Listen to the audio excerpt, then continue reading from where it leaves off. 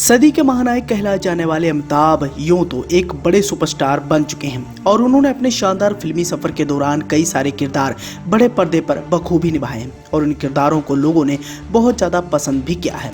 अमिताभ वो शख्स हैं जो अपने किरदार में पानी की तरह ढल जाते हैं।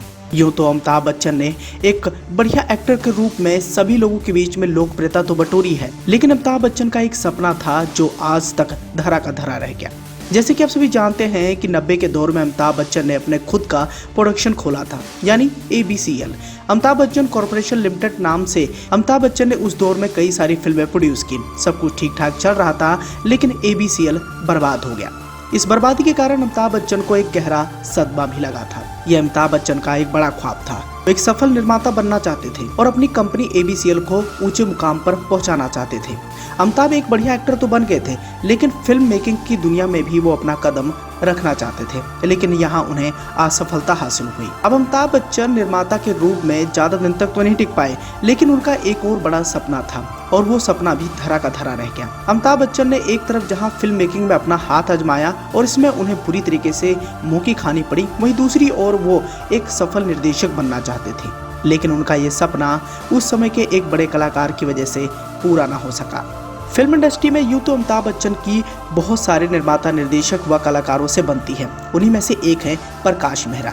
इंडस्ट्री में अमिताभ बच्चन को एक नया मुकाम देने में प्रकाश मेहरा का बहुत बड़ा योगदान है। प्रकाश मेहरा और बच्चन की जोड़ी ने कई सारी सफल फिल्में दी हैं। फिल्म शराबी के दौरान मेहरा ने अमिताभ बच्चन से कुछ सीन शूट करने को कहा था। इस सीन को देखकर प्रकाश मेहरा बहुत ज़्यादा प्रभावित भी हुए थे और उन्होंने अमिताभ बच्चन को निर्देशक बनाने का फैसला भी किया था, लेकिन ऐसा हो ना सका। प्रकाश मेहरा अमिताभ बच्चन से इतना ज़्यादा प्रभावित हो गए कि उन्होंने अमिताभ के निर्देशन में फिल्म एक और गुनाह सही बनाने का फैसला किया, लेकिन अमिताभ के निर्देशक बनने का सपना पूरा ना हो पाया। दरअसल हुआ यूं कि एक और गुनाह सही में इंडस्ट्री के बड़े बड़े कलाकारों को साइन किया गया था, लेकिन खुद अमिताभ ने इस फिल्म में एक्टिंग से दूर रहने का फैसला किया ताकि वो निर्देशन पर फोकस कर सके। फिल्म में हीरो के रूप में सुनील दत्त को साइन किया गया था। स्क्रिप्ट और संवाद लिखने की जिम्मेदारी कादर खान साहब को सौंपी गई थी। उस दौर में कादर खान साहब के लिखे डायलॉग बहुत ज़्यादा लोकप्रिय हुआ करते थे और कादर खान साहब द्वारा लिखी गई कई सारी फिल्में भी सुपर डुपर हिट रही थी। उनकी कलम में वो जान रहती थी जो फिल्म को सुपर डुपर हिट करवा देती थी। इसी वजह से फिल्म की कहानी और संवाद लिखने की जिम्मेदारी कादर खान साहब को सौंपी गई थी। कादर खान 4 महीने तक अपना काम करते रहे और फिल्म लेट होती चली गई। प्रकाश मेहरा इस फिल्म की शूटिंग शराबी के तुरंत बाद शुरू कर देना चाहते थे, लेकिन कादर खान साहब और समय नहीं दे पा रहे थे। लेकिन इसके बाद जो हुआ वो किसी ने कल्पना तक नहीं की थी। बताया जाता है कि इस बात को लेकर मेहरा और कादर खान साहब में जोरदार बहस हुई और कादर खान साहब ने अपने हाथ खड़े कर लिए। इसके बाद मेहरा ने खुद स्क्रिप्ट पर काम करना शुरू कर दिया। इसी बीच राजीव गांधी ने इंडियन पॉलिटिक्स में एंट्री मारी और उन्होंने अमिताभ बच्चन को इलाहाबाद से लोकसभा चुनाव का उम्मीदवार बना दिया।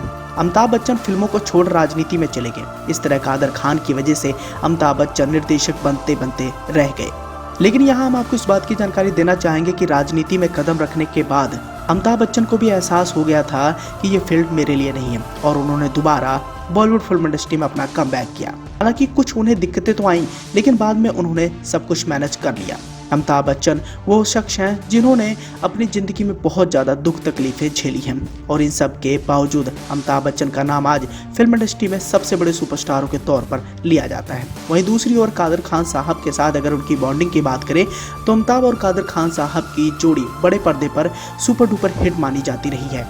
कादर खान साहब द्वारा लिखे गए डायलॉग को बोलकर अमिताभ बच्चन जैसे कई बड़े सुपरस्टार फिल्मों में खूब नाम कमाया, लेकिन एक वक्त ऐसा भी आया जब अमिताभ और कादर खान साहब के बीच में दूरियां बढ़ने लगी।